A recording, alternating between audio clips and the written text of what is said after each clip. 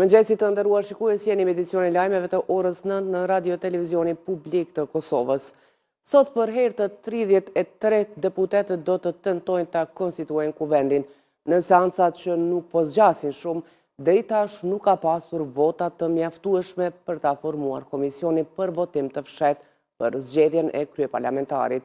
Derisa në disa seanca rresht, kandidatja e vetëvendosjes për kryeparlamentare Albulena Agjiu nuk ka arritur t'i marrë 61 votat e nevojshme, ka qenë vetëvendosje e cila ka propozuar votim të fshehtë me të cilin nuk janë pajtuar opozita. Ndërkohë, pas çdo përfundimi të seancave, përfaqësuesit e partive politike po hedhin akuza ndaj njëra tjetrës për bllokim institucional. Presidentja e Kosovës, Vjosa Osmani, sot fillon një vizitë zyrtare në kryeqytetin hungarez Budapest. Në shenjë mirëseardhjeje për të parën e shtetit, njëra nga urat kryesore të qytetit është dekoruar me flamuj të Republikës së Kosovës. Vizitën e fundit në Hungari, Osmani e pati bërë në nëntor të vitit të kaluar. E në përfundim të samitit të procesit të bashkëpunimit të Evropës juglindore, presidenti i Shqipërisë Bajram Begaj bëri të qartë qëndrimin e tij në lidhje me deklaratën e përbashkët të miratuar. Gjatë një deklarate për medje, ai konfirmoi se Serbia dhe Bosnia refuzuan ta nënshkruajnë dokumentin, ndërkaq të gjitha vendet e tjera pjesëmarrëse e mbështetën atë.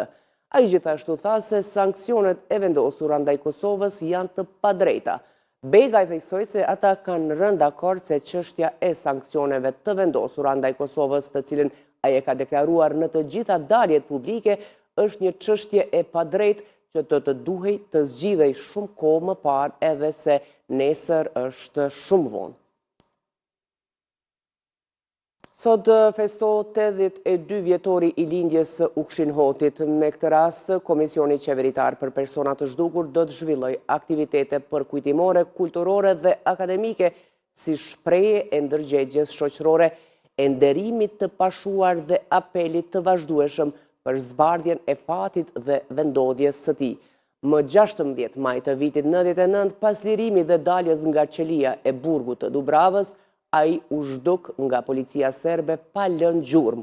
Shokët e burgut, ata që kanë shpëtuar nga masakra e Dubravës, disa ditë më vonë kanë treguar se Ukshini ishte liruar nga burgu më 16 maj, ditë që nuk praktikohej lirimi i të burgosurve. Prej asaj kohe deri më tani, veprimtari madh i çështjes kombëtare shqiptare, magjistri, filozofi, shkrimtari, publicisti e adetari i përkushtuar Ukshin Hoti konsiderohet ende i zhdukur.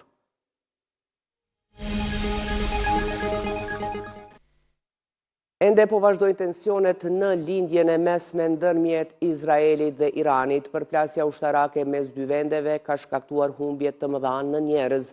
Ministria e Shëndetësisë e Iranit ka njoftuar se të paktën 224 persona janë vrarë nga sulmet izraelite që nga e premtja, përfshirë edhe civil në një spital të perëndimit të vendit. Ndërkohë, raketat iraniane kanë depërtuar sistemin mbrojtës izraelit, duke quar numrin e të vdekurve në Izrael në 24. Nga tereni në Iran, raportet dëshmojnë për një atmosferë frike dhe pasigurie. Pamjet nga rrjetet sociale tregojnë radhë të gjata makinash dhe bllokim trafiku, ndërkaq banorët përpiqen të largohen nga kryeqyteti pavarësisht thirrjeve zyrtare që të mos kenë panik. E për të mos humbur asgjë nga lajmet më të fundit, na ndiqni dhe në rrjetet tona sociale ku informacioni vjen shpejt dhe sakt. Ne ju falenderojmë për vëmendjen tuaj, mirupafshim.